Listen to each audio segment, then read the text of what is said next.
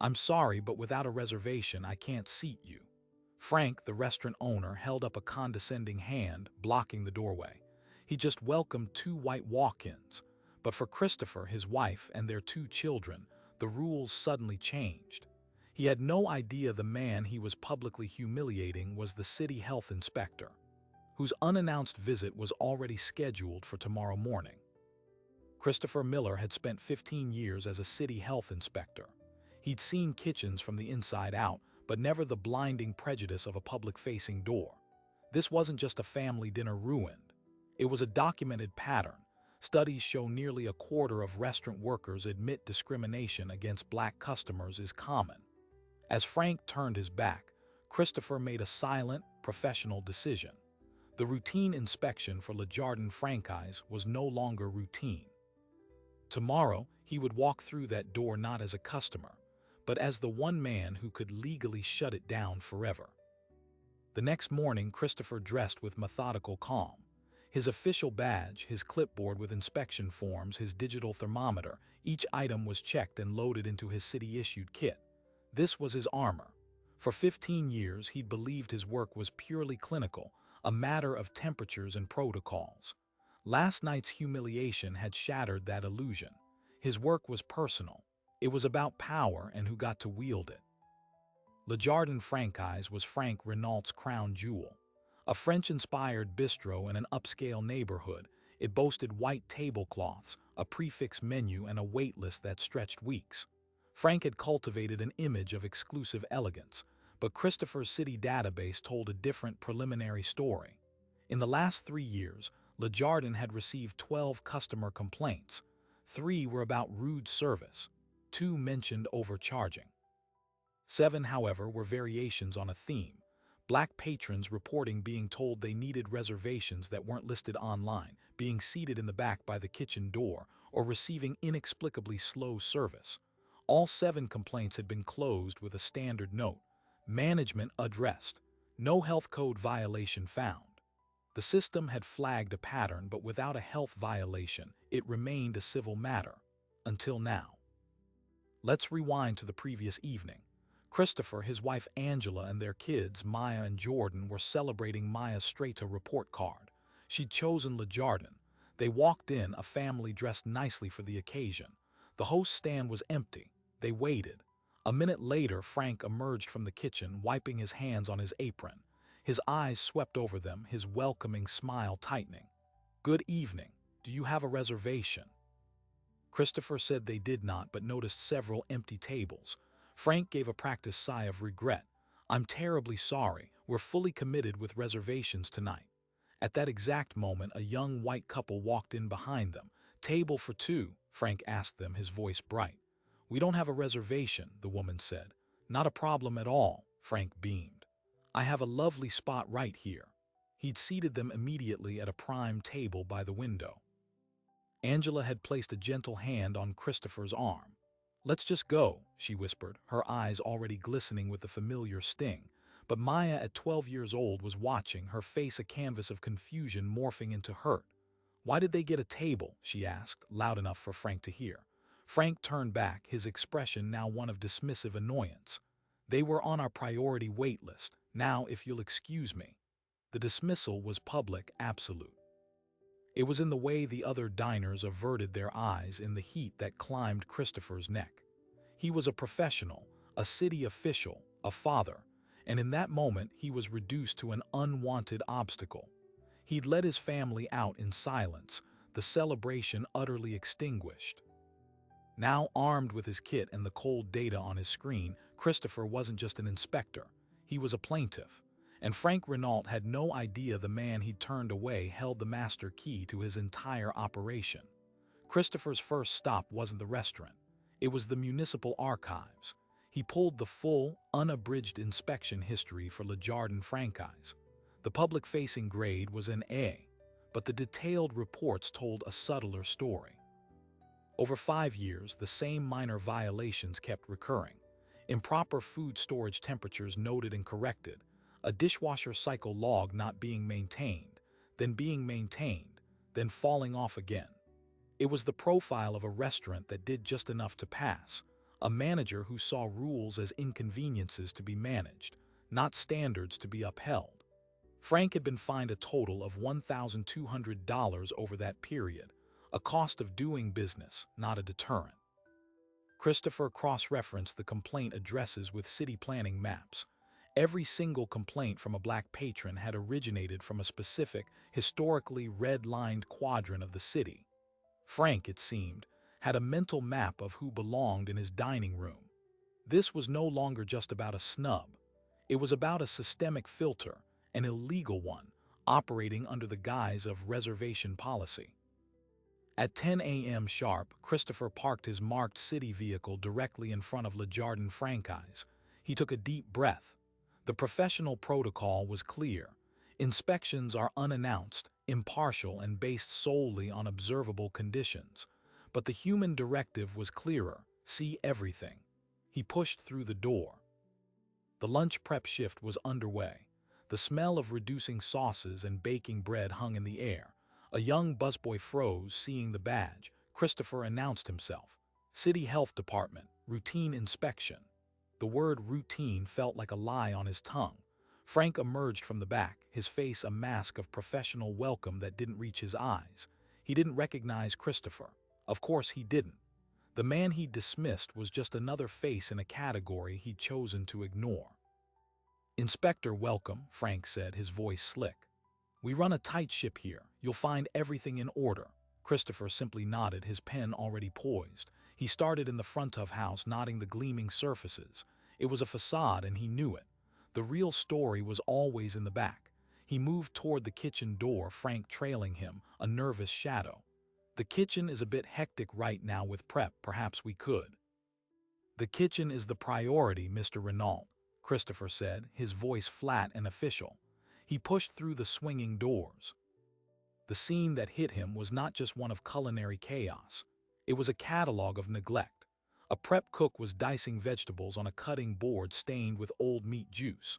Raw chicken rested in a pan on a counter above an open container of prepared salad greens, a direct cross-contamination hazard. Christopher's thermometer beeped as he inserted it into a large plastic tub of bechamel sauce sitting at room temperature. The readout: 54 degrees Fahrenheit. The danger zone, where bacteria multiplies rapidly, begins at 41 degrees. This sauce had been sitting there for hours. Frank's confident patter died in his throat. "That we were just about to refrigerate." Christopher didn't reply. He was already moving, a detective at a crime scene. He opened the walk-in refrigerator. His flashlight beam revealed cooked pasta stored directly in unsealed, unmarked hotel pans stacked precariously. He checked the temperature log. The last entry was from 3 days ago. He lifted a lid from a stock pot at the back of a stovetop. A thick, gelatinous scum had formed on the surface. "When was this last brought to a full boil?" he asked. The sous chef looked at Frank, then at the floor. "Yesterday morning," Christopher made a note. "Violation: improper cooling of potentially hazardous food." The violations began to tally with a terrifying rhythm. A crack in the hand-washing sink basin. No soap at the dishwasher station. A bus tub of filthy dishes stored directly next to a rack of clean glassware. Employee drinks with no lids on the prep line. Each infraction was a point on a score sheet, but to Christopher, they were lines in an indictment. This was a place that cut corners as a business model, a place that valued appearance over safety, exclusion over service. He saved the worst for last. "I need to see your grease trap and dumpster area, Mr. Renault." Frank's face went pale.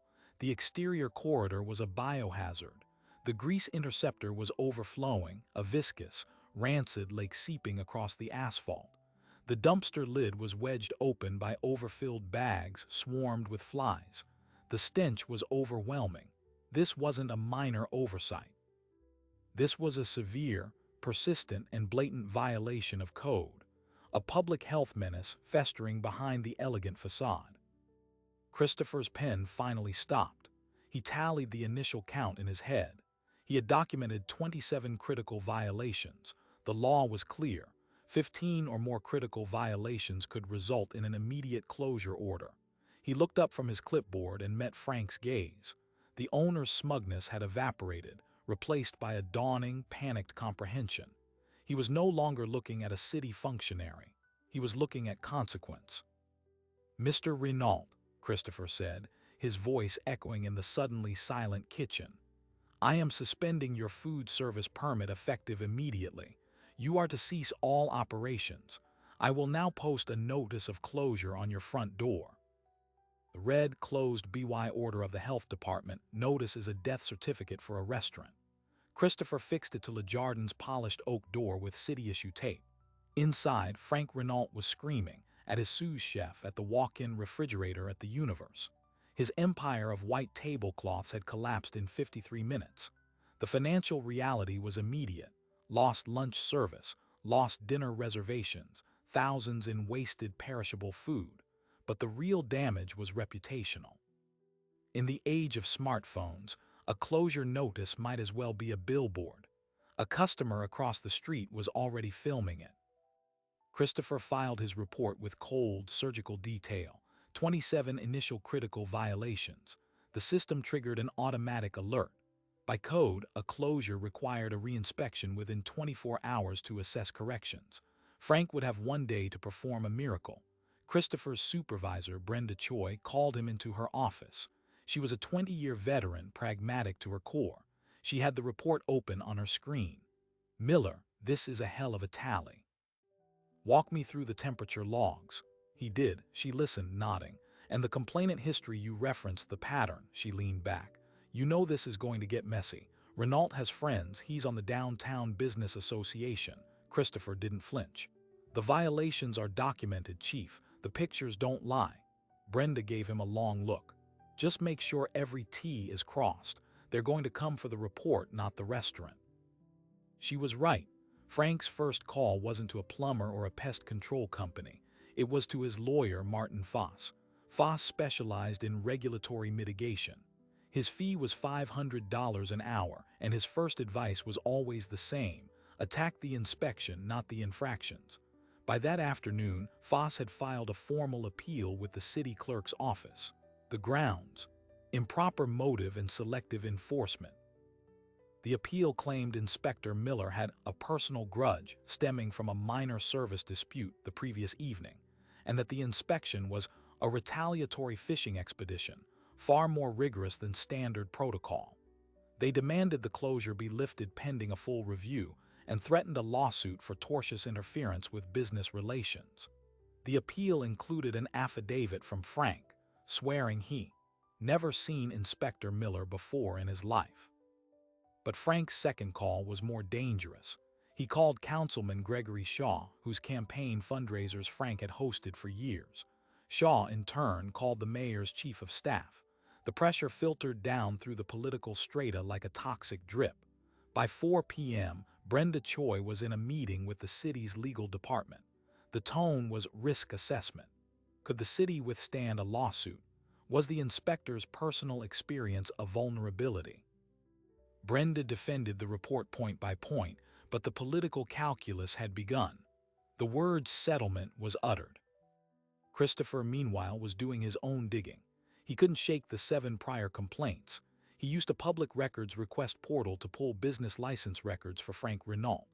LeJardin Franchise was Frank's third venture.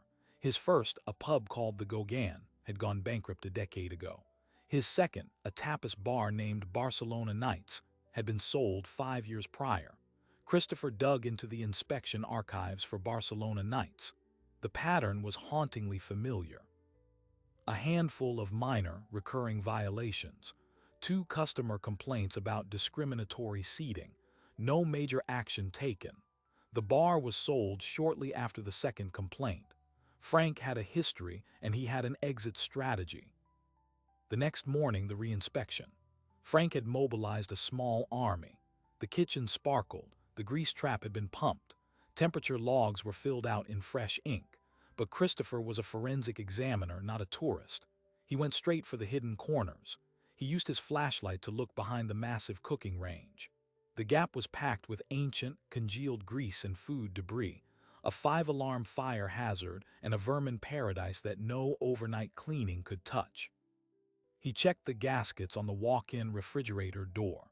They were frayed and cracked. a breach in the cold chain.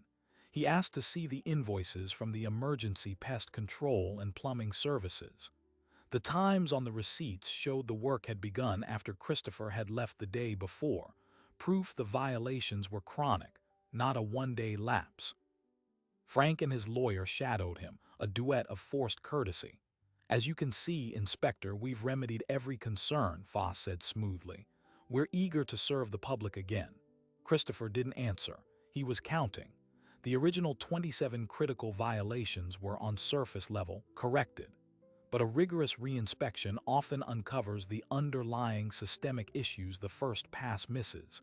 He found 10 more. The final tally submitted to the city was 37 critical violations. The closure would stand. Frank's facade shattered in the alley behind the restaurant. As Christopher packed his kit into his car, Frank approached, his lawyer momentarily inside. The polished owner was gone, replaced by a man vibrating with fury. "You think you won?" he spat, his voice low. "You're a bureaucrat with a clipboard. I have people. This isn't over. I'll have your job." For the first time, Christopher saw the real Frank, not the discriminating host, not the panicked owner, but the entitled bully who believed the rules were for other people. Christopher simply closed his car door. "The inspection report is a public record, Mr. Renault. Your next reinspection is scheduled for 72 hours from now." He drove away, watching Frank shrink in his rearview mirror. The battle, however, was shifting terrain. Councilman Shaw went public. He gave a quote to the Metro Chronicle. "While public safety is paramount, we must also ensure our small businesses are not targeted by overzealous regulators. The appeal process exists for a reason." It was a dog whistle. The article framed the story as a clash between a longtime restaurateur and City Hall. Frank was portrayed as a victim of red tape. The 7 discrimination complaints were buried in paragraph 12. Then the hammer blow. Christopher was called into the office of the Deputy Commissioner of Public Health. Brenda Choi was there, her face stony. The Deputy Commissioner, a political appointee named Alan Decker, didn't bother with the report. "Inspector Miller, this situation has become a distraction. The legal exposure for the city is significant. Effective immediately, you are being placed on paid administrative leave pending a review of your inspection protocols." Christopher felt the floor drop away. "Sir, the violations are being reviewed by an independent third-party inspector," Decker interrupted. "To ensure absolute impartiality, you are to turn in your city identification, your kit, and all materials related to the LeJardin case. Do not contact the establishment. Do not speak to the media." It was a suspension in all but name. They were neutralizing him. The system Frank had mocked was now bending to protect him. Christopher handed over his badge. It felt like surrendering his shield. In the hallway, Brenda stopped him. Her voice was low, furious. "This is politics, Miller. It's garbage, but listen to me. They can take you off the case, but they can't unsee what you saw. The report is in the system. The public record request window opens in 48 hours. She held his gaze. A good reporter could do a lot with that. Driving home, the weight of it crashed down. He'd done his job by the book, and the book had been used to beat him over the head. He thought of Maya's hurt expression, of Angela's quiet hand on his arm. He acted to uphold a standard, to assert that dignity had a price, and now he was benched. But Brenda's words echoed. The public record. The story wasn't about a health inspection anymore. It was about a cover-up. He walked into his house. Angela took one look at his face and knew. "What happened?" he told her. Her anger was a quiet, fierce flame. "So that's it, he gets to reopen." Christopher didn't know. But then Maya came downstairs, her phone in her hand. Her eyes were wide. "Dad, look." She showed him her screen. It was a local community Facebook group. Someone had posted a picture of the closure notice on LeJardin's door. The comments were exploding. Dozens of people were sharing stories. A woman wrote about being told they were fully booked for her anniversary dinner while white couples walked in. A man described being seated at the table by the restrooms every single time. Another person mentioned the old tapas bar, Barcelona Nights, and a similar pattern. The public, it seemed, had been keeping its own records. Frank Renault's secret history was spilling out of the digital woodwork, and the city's attempt to silence Christopher had just turned a regulatory violation into a public scandal. The clipboard was taken away, but the story was now out of its box, and it was hungry. The online outcry didn't just simmer, it boiled over. The Facebook group post was shared over 2,000 times in 12 hours. It migrated to Twitter, then to local news tip lines. A reporter from the Metro Chronicle, Lisa Kim, who had initially buried the discrimination angle, now saw a real story breaking. She called Christopher. He was still on administrative leave, barred from speaking, but he didn't have to.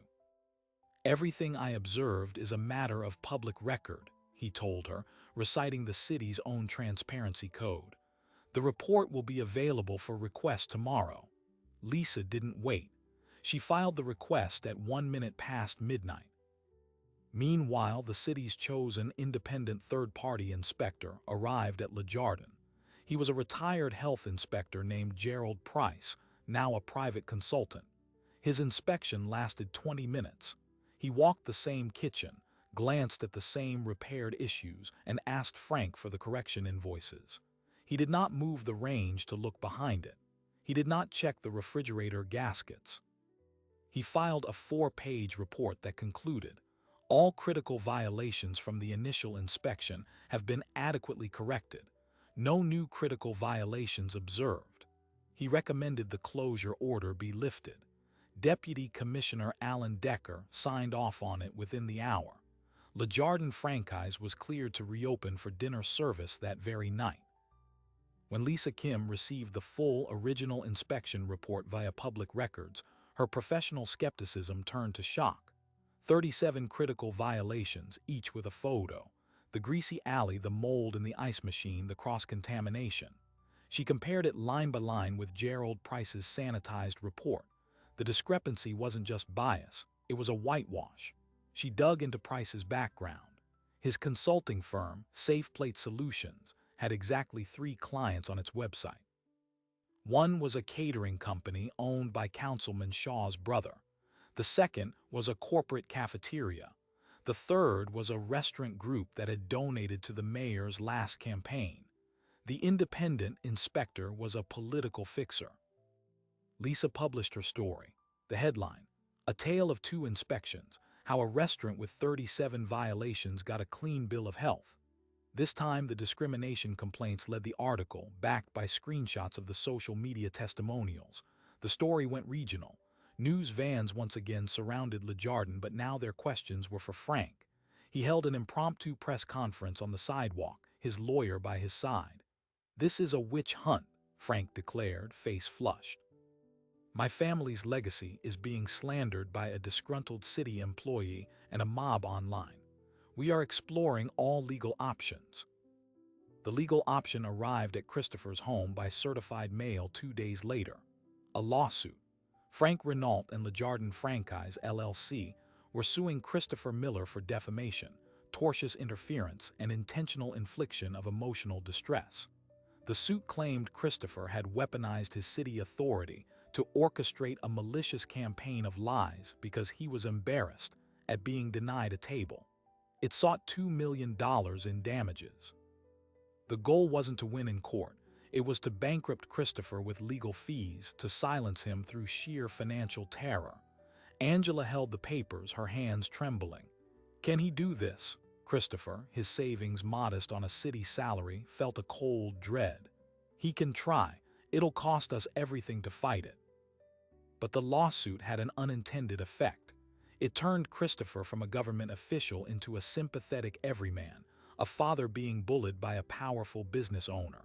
A local civil rights attorney, Evelyn Cruz, saw the news coverage. She had won a landmark housing discrimination case the year before. She called Christopher and offered to represent him pro bono. "This isn't just about you," she told him. "This is about the weaponization of the legal system to punish people who report discrimination. We're going to fight back." Evelyn's first move was aggressive. She filed a counterclaim against Frank and Le Jardin, alleging racial discrimination in a place of public accommodation, a violation of both state and federal civil rights laws. She made the lawsuit not just about Christopher, but about every person who had posted online, every complainant in the city's files. She announced she was seeking class action status. The stakes exploded. Now it wasn't just a health code case, it was a federal civil rights battle. Then the bombshell. A man named David Porter contacted Lisa Kim, the reporter. He was a former general manager at Barcelona Nights, Frank's old tapas bar.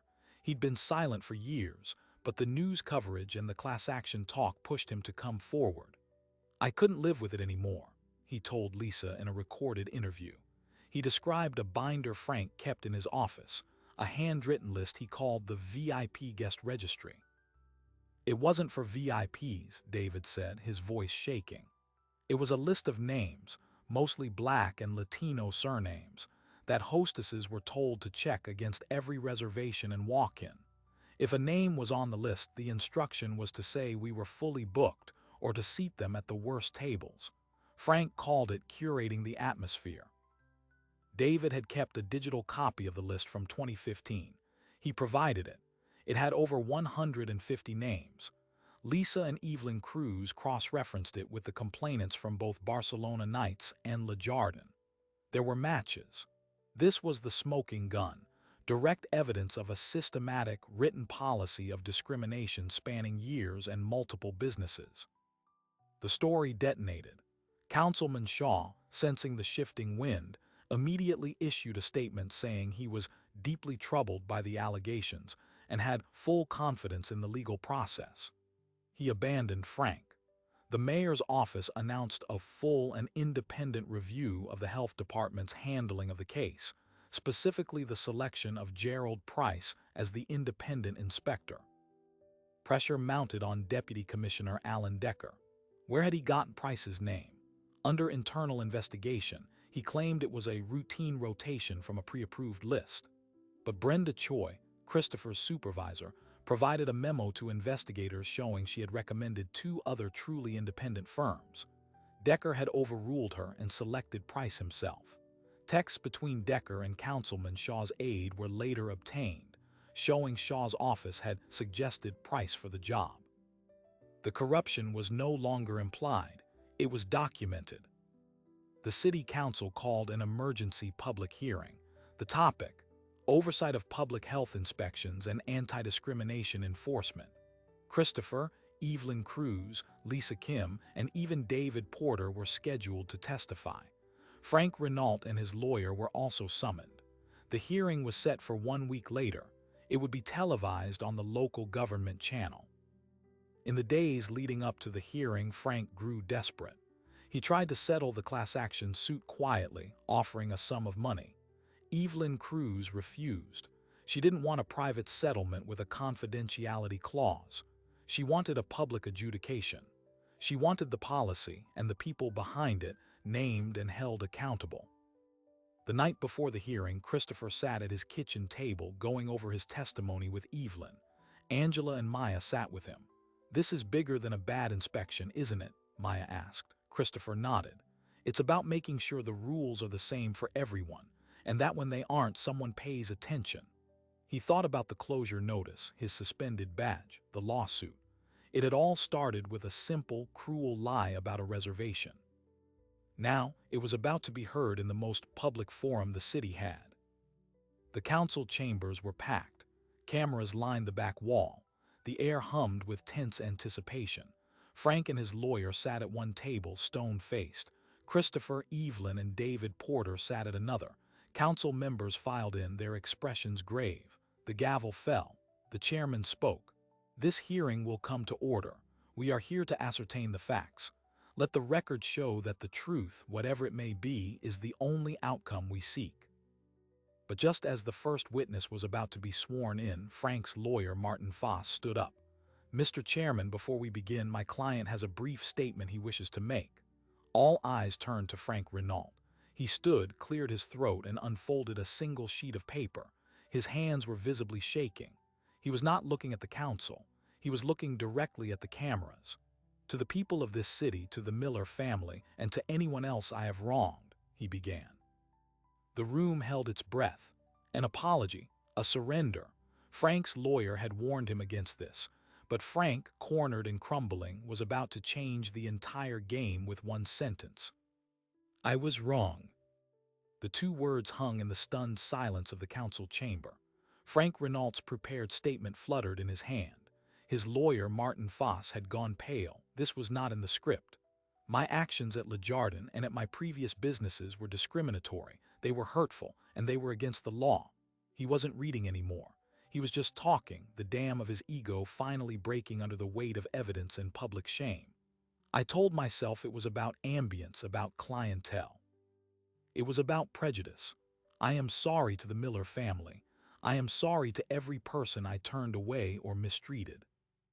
It wasn't a full, noble confession. It was a strategic collapse. He was trying to head off the class action suit, to beg for mercy from the council, to salvage something from the wreckage. But the admission, captured on camera and broadcast live, was irrevocable. You could see the energy shift in the room. The council members sat back. The fight was gone. Frank had just validated every allegation. The hearing proceeded, but now it was a formality. David Porter testified about the VIP list, his voice steady with relief. Christopher Miller testified, not as a vengeful inspector, but as a citizen documenting facts. He presented the two inspection reports side by side, the 37 violations versus the 4-page whitewash. He didn't need to accuse, the documents accused for him. Evelyn Cruz outlined the systematic nature of the discrimination, linking the binder from Barcelona Nights to the complaints at Le Jardin. She presented 3 new plaintiffs who had come forward after Frank's confession, ready to join the class action. The consequences came in waves. The first wave was professional. The city's internal investigation concluded that Deputy Commissioner Alan Decker had acted with gross poor judgment and created an appearance of corruption by selecting Gerald Price. Decker was forced to resign. Councilman Shaw, his texts with Decker now public, announced he would not seek re-election. Gerald Price's consulting firm, Safe Plate Solutions, had its city certification permanently revoked. Brenda Choi was named acting deputy commissioner. Her first official act was to reinstate Christopher Miller to full duty, with back pay, and to formally expunge the administrative leave from his record. His badge was returned. The second wave was legal. With Frank's public confession, his defamation lawsuit against Christopher evaporated. His own lawyer advised him to drop it immediately. The class action civil rights suit, however, was a tsunami. Faced with undeniable evidence and a confessed defendant, Frank's insurance company refused to cover the claim. They cited the intentional acts exclusion in his policy. Frank was personally liable. Evelyn Cruz negotiated a settlement, but not a quiet one. It was a public, structural settlement. Frank would pay $1.2 million into a restitution fund for the victims identified in the class action. He would also be required to fund and complete a comprehensive anti-discrimination training program for the local restaurant association, and the terms of the settlement would be published in the Asterisk Metro Chronicle for 30 days. It was justice with transparency. The third wave was regulatory. With the original, untainted inspection report validated and Frank's corruption of the process exposed, the health department moved decisively. Le Jardin Franchise's food service permit was not just suspended, it was permanently revoked. The business license was rescinded. The closed sign on the door was replaced with a lease terminated notice. The elegant facade went dark for good. The city conducted a sweeping audit of all inspections overseen by Alan Decker and all reports filed by Gerald Price, reopening dozens of cases. But the final, surprising wave was cultural. The story ignited a citywide conversation. The city council, spurred by the scandal, passed a new ordinance named the Transparency in Inspections Act, requiring all health inspection reports and any accompanying complaints to be published in a searchable online database. No more buried complaints. Another ordinance strengthened the city's Human Rights Commission, giving it subpoena power to investigate discrimination in public accommodations. Christopher Miller reluctantly became a symbol. He was invited to speak at training sessions for new health inspectors. His message was simple. Your job isn't just about temperatures. It's about accountability. You are the guardian of public trust, and that includes ensuring that trust isn't broken at the door. 6 months after the hearing, Christopher and his family went out for dinner. This time, they went to a small, family-owned Ethiopian restaurant that had gotten a perfect score on its last inspection. The owner recognized Christopher, not from the news, but from his routine inspection 3 months prior. He welcomed them warmly with no questions, no reservations required. As they ate, Maya looked around the busy, diverse dining room and then at her father. "This is better," she said simply. Christopher Miller never inspected another restaurant with a personal grudge. He didn't need to. The system, momentarily bent, had been reforged stronger. Frank Renault sold his remaining assets and moved out of state. The space that once housed Le Jardin Franchise became a bustling ramen shop owned by a young immigrant couple. Their health grade was an A, posted proudly in the window for all to see. The story ends not with a dramatic courtroom victory, but with a quiet restoration of order. A public health inspector did his job. A corrupt system was forced to correct itself. A community stood up and said, "No more." And a family, once humiliated at a doorway, found that the real victory wasn't closure, but the certainty that the door would be open fairly for the family that came after them. The story of Le Jardin Franchise is a blueprint. It shows how a single act of discrimination, backed by a systemic willingness to look away, can unravel, not with a shout, but with the steady, documented click of a health inspector's pen. Christopher Miller didn't wield a weapon, he wielded a protocol. And in doing so, he revealed a fundamental truth, that the most mundane forms of authority, when applied with integrity, can dismantle even the most entrenched prejudice. This wasn't just about a dirty kitchen. It was about the filth of bias hiding behind a reservations required sign.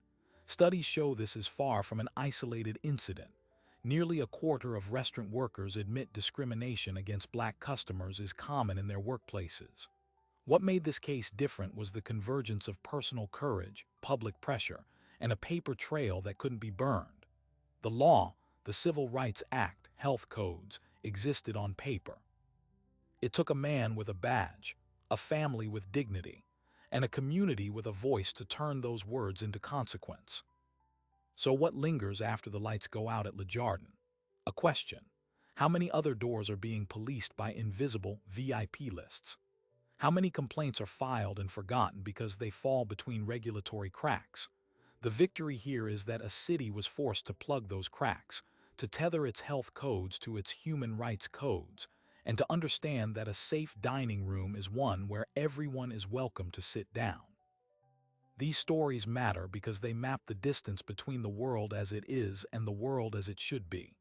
They remind us that accountability often wears a uniform we don't expect, not a police badge, but a health inspector's. Not in a courtroom drama, but in the methodical listing of a grease trap violation. Real change is built case by case, inspection by inspection, truth by truth. If you found this story of quiet justice compelling, let me know where in the world you're watching from in the comments below. Your perspective makes this community. And make sure to subscribe because we're just getting started. Tomorrow, we delve into another tale where ordinary roles collide with extraordinary moments of reckoning. Until then, stay curious.